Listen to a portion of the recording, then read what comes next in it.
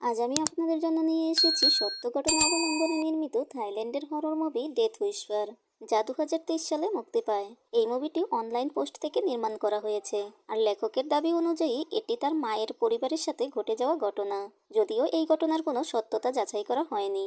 মুভির শুরু হয় এক কাপলকে দেখিয়ে, যারা তাদের মেয়ে নাটের অসুস্থতা নিয়ে কথা বলছিল। তখনই তারা শুনতে পায় নাট চিৎকার করে তাদের ডাকছে। তারা মেয়ের কাছে গিয়ে দেখে তার পেট, গলা অস্বাভাবিকভাবে ফুলে যাচ্ছে, আর সে ব্যথায় কাতরাচ্ছে। তার নাক, মুখ সহ সারা শরীরে ব্লিডিং হয়ে সে অদ্ভুতভাবে মারা যায়। সিন শিফট হয় একই গ্রামের এই পরিবারটির উপর। এই পরিবারে রয়েছে বাবা মা সহ 3 বোন আর 3 ভাই।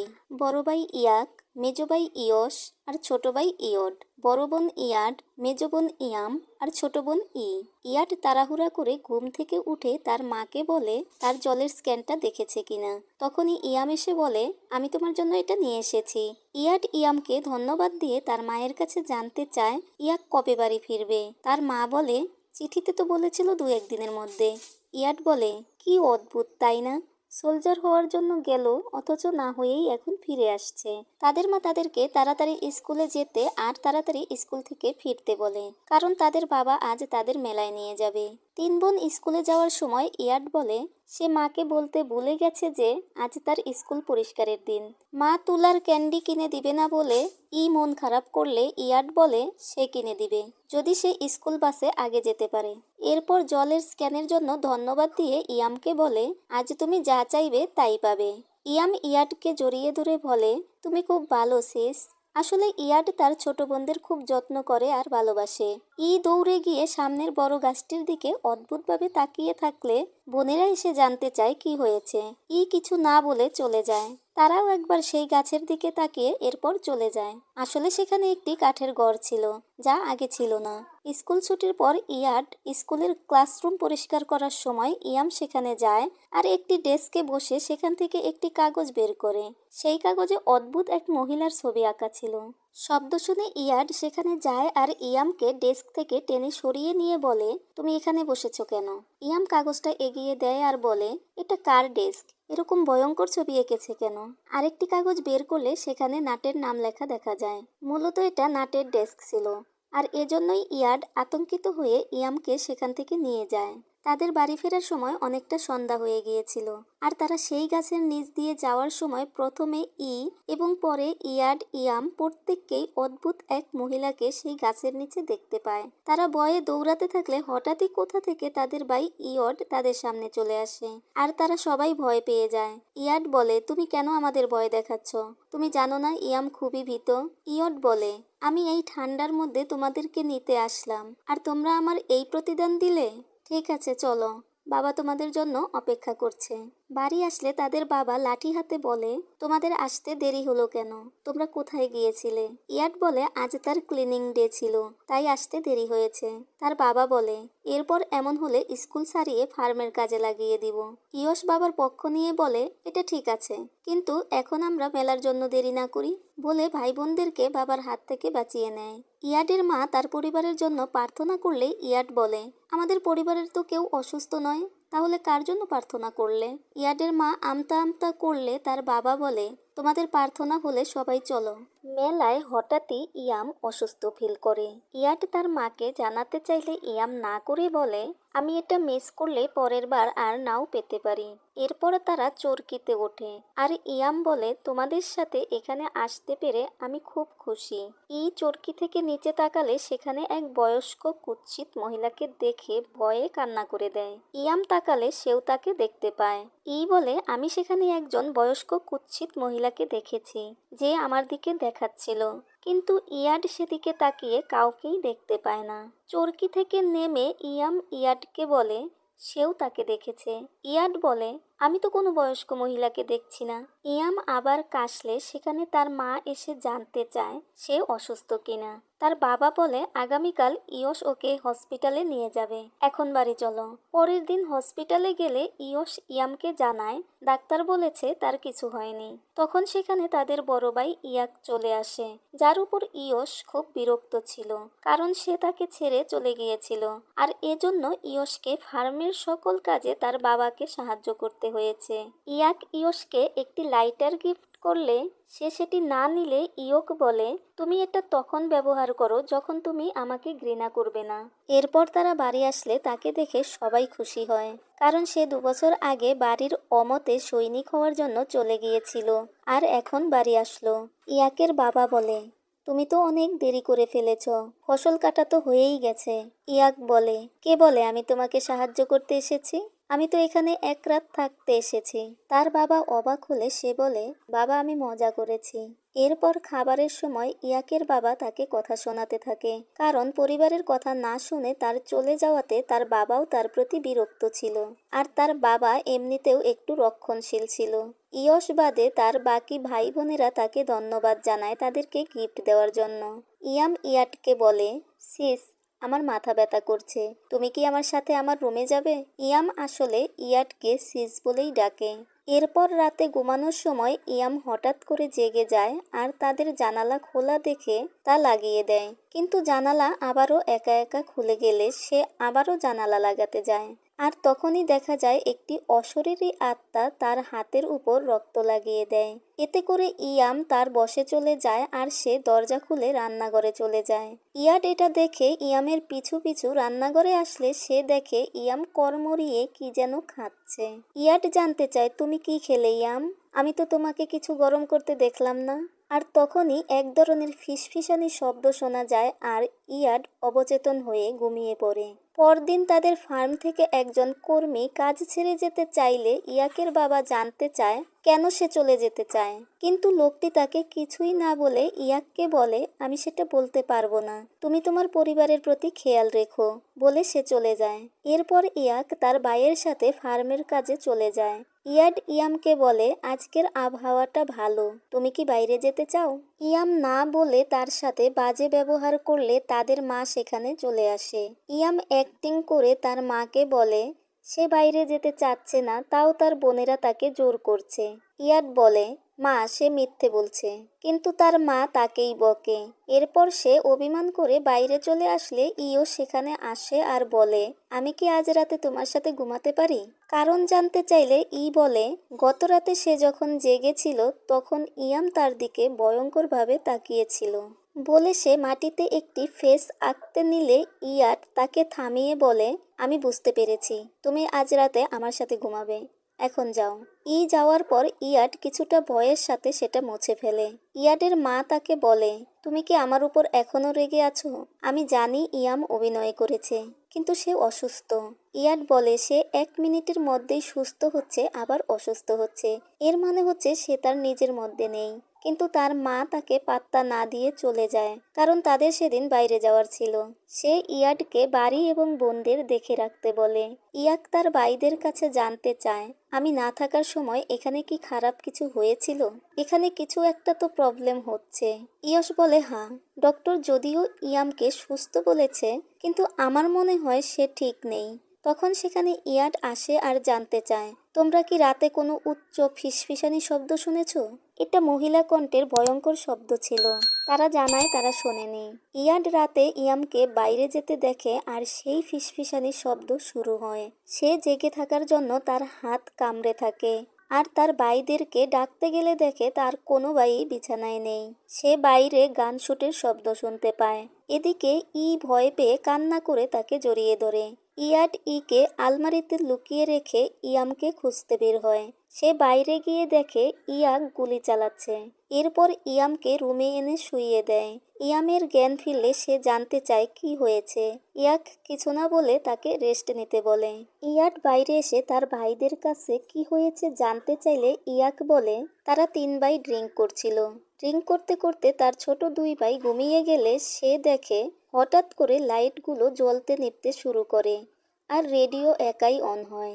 ইয়াম দরজা খুলে বেরিয়ে আসলে সে তাকে ডাকে, কিন্তু ইয়াম কোনো কথা বলে না। ইয়াক তার দিকে যেতে নিলে সেই ফিসফিসানির শব্দে সে অচেতন হয়ে যেতে নিলে সে আগুনে হাত দিয়ে নিজেকে জাগায় আর 2 ভাইকে জাগিয়ে তোলে। তারা ইয়ামকে খুঁজতে যায় আর ইয়াম অজ্ঞান হয়ে যায়। একটি আত্মাকে একবার এখানে তো একবার ওখানে দেখা যায়। আত্মাটিকে যেখানে দেখে ইয়াক সেখানেই গুলি করে। ইয়াক ইয়াডের কাছে জানতে চায় এ ব্যাপারে সে কিছু জানে কিনা। ইয়াড সেই কালো অন্ত্যেষ্টিক্রিয়ার পোশাক পরিহিত মহিলার কথা জানায়। সে তাকে দেখেছে কিনা জানতে চাইলে ইয়াড বলে সে তাকে দেখেছে। আর এটা সেদিন থেকে শুরু হয়েছে যেদিন থেকে ওই বড় গাছের নিচে কাঠের ঘর দেখা গিয়েছে।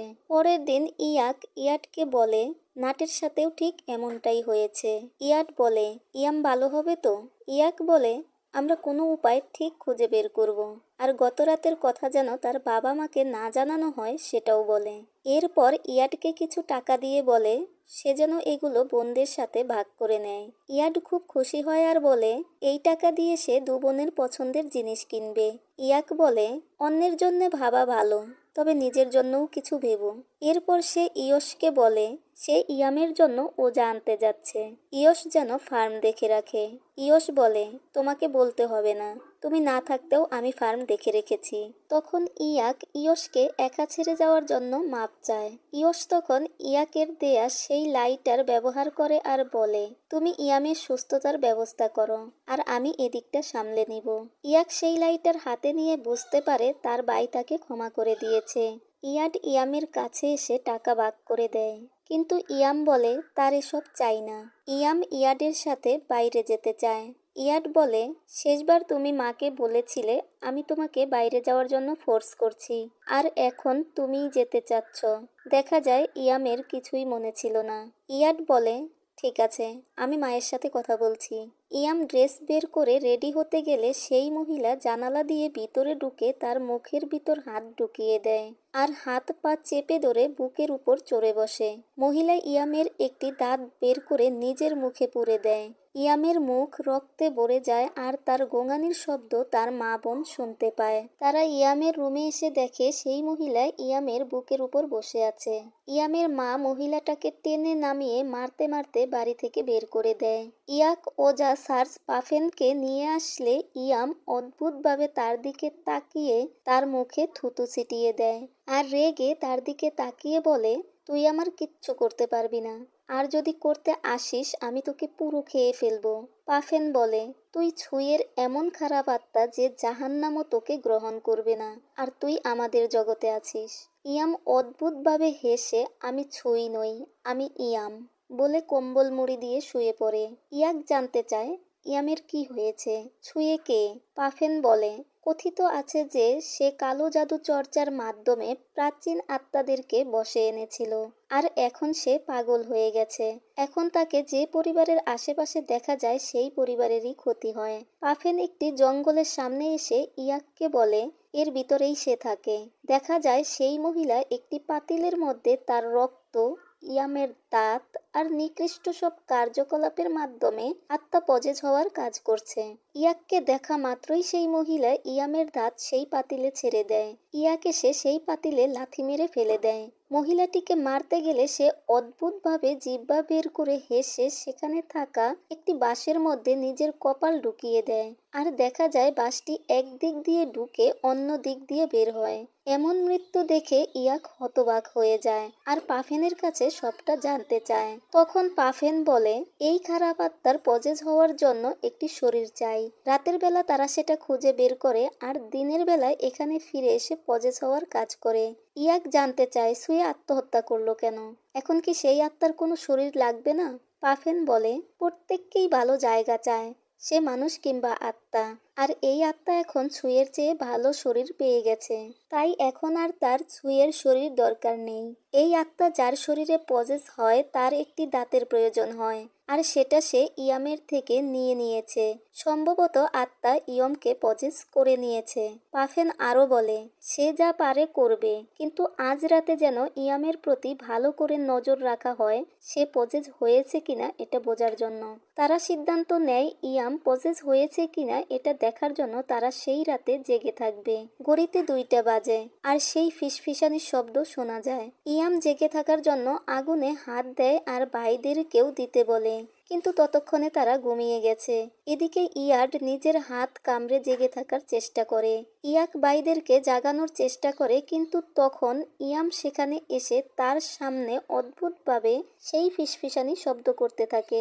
ইয়াক আগুনে হাত দেওয়ার চেষ্টা করলে ইয়াম সেই আগুনটাও নিভিয়ে দেয়।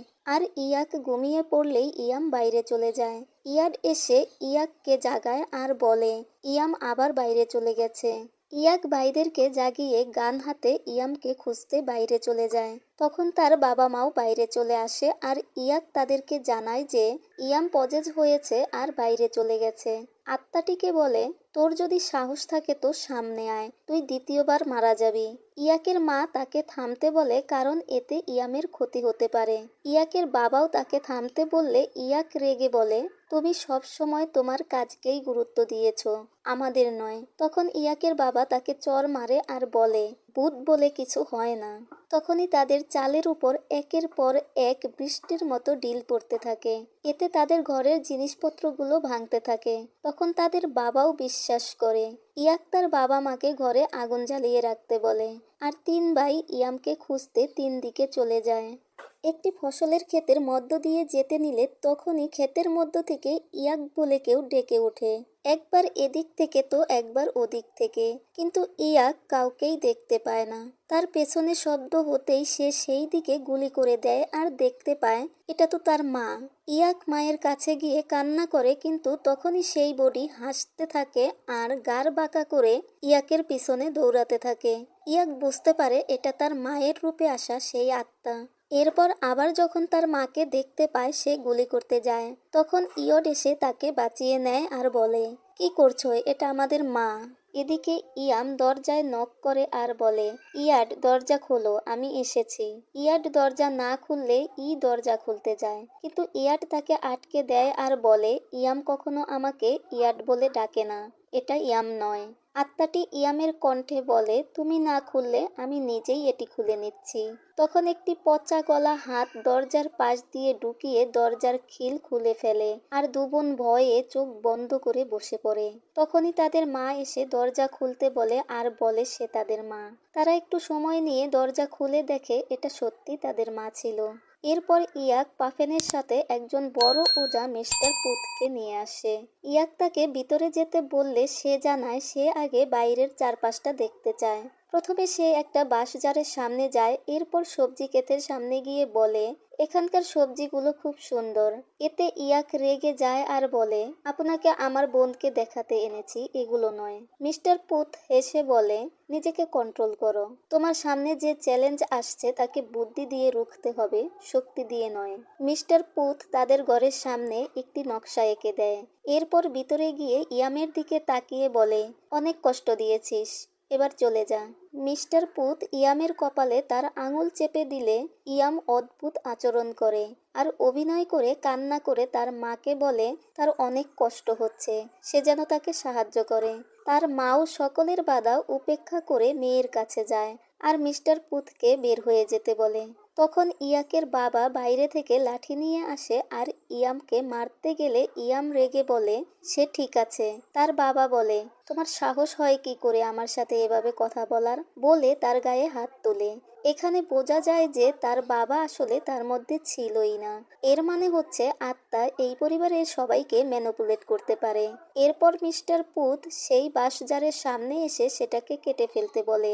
ইয়াকরা বাঁশঝাড় কাটতে নিলে তার বাবা এসে বাধা দেয় আর মিস্টার পুথকে বলে, আমি মানছি আমার মেয়ে অস্বাভাবিক আচরণ করছে, তার মানে এই নয় যে আপনি যা বলবেন আমরা তা অন্ধভাবে বিশ্বাস করব। মিস্টার পুথ বলে, শুধু আপনার মেয়ে নয়, আপনিও অস্বাভাবিক আচরণ করছেন আর এটা ওই আত্মা করাচ্ছে। আমি বুঝতে পারছি আপনি একজন কঠোর এবং শৃঙ্খলাবদ্ধ মানুষ, কিন্তু আপনি তখন পাগলের মতো করছিলেন। তখন ইয়াকের বাবা বুঝতে পারে যে মিস্টার পুথ ঠিকই বলছে। তখন ইয়াক তার বাবাকে বলে, আমরা শুধু ইয়ামকে বাঁচানোর জন্যই এটা করছি। যদি এটা কাটার পর এখানে কিছু না পাওয়া যায় তাহলে তুমি যা বলবে আমি তাই মেনে নেব। তার বাবা অনুমতি দেয় আর তারা সেটি কাটার পর সেখানে এক বিদঘুটে গন্ধ পায়। ইয়াক তার শার্ট খুলে নাক চেপে ধরে আরো বাঁশ কাটলে সেখানে কিছু দেখতে পেলে মিস্টার পুত বলে এগুলো হচ্ছে এমন কিছু জিনিস আর অর্গান যা এই আত্মাকে হোস্টের সাথে লিংক করে, আর সে সেগুলোকে পুড়িয়ে ফেলতে বলে। তখনই দেখা যায় ইয়াম সেখানে চলে আসে। সবাই তাকে আটকে রাখে আর সে মিস্টার পুথকে বলে এর জন্য তাকে মূল্য দিতে হবে। পুথ ইয়ামের কপালে আঙুল চেপে ধরে আর সবাই তাকে মাটির সাথে চেপে ধরে রাখে। তারা অর্গানগুলোতে পেট্রোল ঢেলে আগুন লাগিয়ে দেয় আর মিস্টার পুথ মন্ত্র পড়া একটি ছুরি মাটিতে পুঁতে দেয়। ইয়ামকে দেখে মনে হয় তার ভিতর থেকে আত্মা বের হয়ে গেছে আর সে সেন্সলেস হয়ে যায়। মিস্টার পুথ তার বেটার কন্ডিশনের জন্য তাকে হসপিটালে নিয়ে যেতে বলে। মিস্টার পুথ আরও বলে এই জার্নি পাড়ি দেওয়ার জন্য একজন সাহসী এবং শক্ত মনের মানুষ দরকার, আর সেটা হচ্ছে ইয়াক। ইয়শ এবং তার বাবাকে ইকে দেখে রাখার জন্য বাড়িতে রেখে মিস্টার পুথ এবং পাফেন সহ বাকি সবাই ইয়ামের সাথে যায়। মিস্টার পুথ বলে এটা ভূতের চেয়েও খারাপ, কয়েক শতাব্দী ধরে এখানে আছে। ইয়াক জানতে চায় এটা ইয়ামকেই কেন টার্গেট করলো। মিস্টার পুথ বলে এটা এমন একটা আত্মা যে তাদেরকেই নিজের শিকার বানায়, যাদের শরীরে কোনো আঘাত থাকে না এবং যারা খুব একটা অসুস্থ হয় না। মিস্টার পুথ আরও বলে ইয়াম হয়তো মৃত্যুর মুখোমুখি হয়েছিল কিন্তু মরেনি। তখন মা বলে ইয়াম যখন ছোট ছিল তখন তার একবার ম্যালেরিয়া হয়েছিল আর সে তার বাঁচার আশা ছেড়েই দিয়েছিল। হঠাৎ করেই সে অলৌকিকভাবে বেঁচে ওঠে এবং তারপর থেকে তার আর তেমন কোনো অসুখ হয়নি। মিস্টার পুথ বলে এজন্যই যখন সে ইয়ামকে পেয়েছে সুয়েকে ছেড়ে তার শরীরে পজেস হয়েছে। নাটকে কেন ছেড়ে দিয়েছে জানতে চাইলে মিস্টার পুথ বলে এটা তার অন্য শরীরে পজেস হওয়ার আগে শুধুমাত্র একটা পরীক্ষা ছিল। মিস্টার পুথ আরও বলে হসপিটালে যাওয়াটা কঠিন হবে, যা দেখবে তা বিশ্বাস করবে না, আর আমার দেয়া পবিত্র গুলি সঠিক সময়ে ব্যবহার করবে। তখনই ইয়াক দেখতে পায় গাড়িতে সে একা, আর ইয়াডরা নাটের আত্মাকে দেখতে পায়। আত্মা গাড়ির উপরে এসে ইয়াককে ডাইভার্ট করার চেষ্টা করে কিন্তু ইয়াক গাড়ি চালাতে থাকে। তখন ইয়াডের কপালে রক্ত পড়ে আর তারা সামনে তাকিয়ে নাটের আত্মাকে দেখে ভয়ে আটকে ওঠে। পাফেন তাদেরকে চোখ বন্ধ করে নিতে বলে, কারণ চোখ বন্ধ করলে তারা আত্মাকে দেখবে না আর আত্মাও তাদেরকে দেখবে না। ইয়াক গাড়ির সামনে তার নিজের পরিবারকেই দেখতে পায়। সে পবিত্র বন্দুক দিয়ে গুলি করে আর তাদের উপর দিয়েই গাড়ি চালিয়ে দেয়। কিছুক্ষণের জন্য সবকিছু স্বাভাবিক হয়। এরপর দেখা যায় ইয়াম গাড়ির সামনে বসে ইয়াকের দিকে তাকিয়ে সেই ফিসফিস শব্দ করছে, আর এতে ইয়াকের ঘুম চলে আসে আর সে টালমাতাল অবস্থায় গাড়ি চালাতে থাকে। মিস্টার পুথ ইয়ামের কপালে আঙুল ঠেকাতে গেলে এবারে ইয়াম তার আঙুলটাই কামড়ে কেটে ফেলে। এরপর গাড়ির স্টিয়ারিং ঘুরিয়ে একটি গাছের সাথে অ্যাক্সিডেন্ট করিয়ে দেয়। ইয়াকের জ্ঞান ফিরলে সে দেখতে পায় গাছের একটি ডাল ঢুকে মিস্টার পুথ সেখানেই মারা গেছে, আর ইয়াম বাকিদের অবচেতন দেহ টেনে এক জায়গায় নিচ্ছে। ইয়াম ইয়াককে দেখে বলে তুমি এখনো বেঁচে আছো।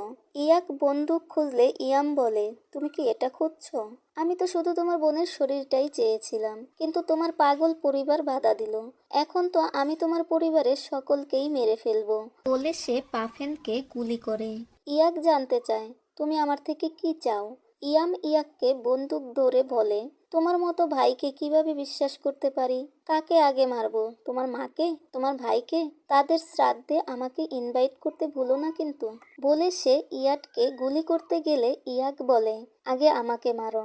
ইয়াম তার দিকে এগিয়ে যায় আর বলে আমি কিভাবে তোমার রিকোয়েস্ট ফেলতে পারি?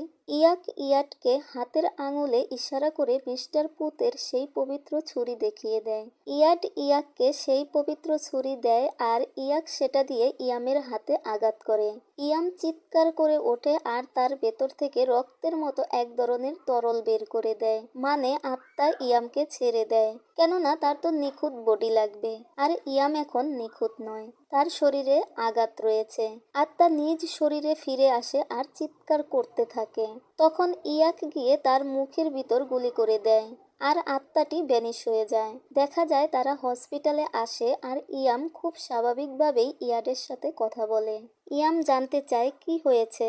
আমার কিছুই মনে নেই, মনে হচ্ছে আমি অনেক দিন ঘুমিয়েছিলাম। ইয়াড কান্না করে ইয়ামকে জড়িয়ে ধরে আর বলে বাড়ি গিয়ে সব জানাবে। হাসপাতালে ইয়ড ইয়াকের কাছে জানতে চায়, তুমি বাড়ি এসেছিলে কারণ তুমি সব জানতে, তাই না? ইয়াক জানায় তার মাই তাকে চিঠিতে সব জানিয়েছিল আর বাড়ি আসতে বলেছিল। হঠাৎ করেই ইয়ামের আচরণে পরিবর্তন আসে আর সে কটমট করে নিজের দাঁত ভেঙে বের করে এনে বলে বিদায় বোন। আর তখনই নাটের মতোই ইয়ামের পেট সহ সারা শরীর ফুলে ওঠে, মুখ দিয়ে রক্ত বের হয়ে সকলের সামনেই তার অস্বাভাবিক মৃত্যু ঘটে। ইয়াট জানালা দিয়ে বাইরে তাকালে অন্ধকারে সেই আত্মাকে দেখতে পায়। এরপর দেখা যায় ইয়ামের ডেথ রিচুয়ালের পর ইয়াক সেই কাঠের ঘরটি ভেঙে তাতে আগুন দিয়ে পুড়িয়ে দেয় আর বলে this is not the end. আর তখনই আমরা তার চোখের মধ্যে সেই আত্মার প্রতিচ্ছবি দেখতে পাই। এর দ্বারা এটাই বোঝা যায় যে এর দ্বিতীয় পার্ট রয়েছে আর 2-3 দিনের মধ্যে দ্বিতীয় পার্টটিও এই চ্যানেলে আপলোড করা হবে। এই মুভিটি ভালো লাগলে আর দ্বিতীয় পার্ট দেখতে চাইলে অবশ্যই চ্যানেলটি সাবস্ক্রাইব করে বেল বাটনে প্রেস করে রাখবেন। ফিরে আসবো ফিল্ম স্টোরিতে আপনাদের পছন্দের নতুন অথবা পুরনো কোনো মুভির গল্প নিয়ে। সে পর্যন্ত সবাই ভালো থাকুন, সুস্থ থাকুন, আল্লাহ হাফেজ।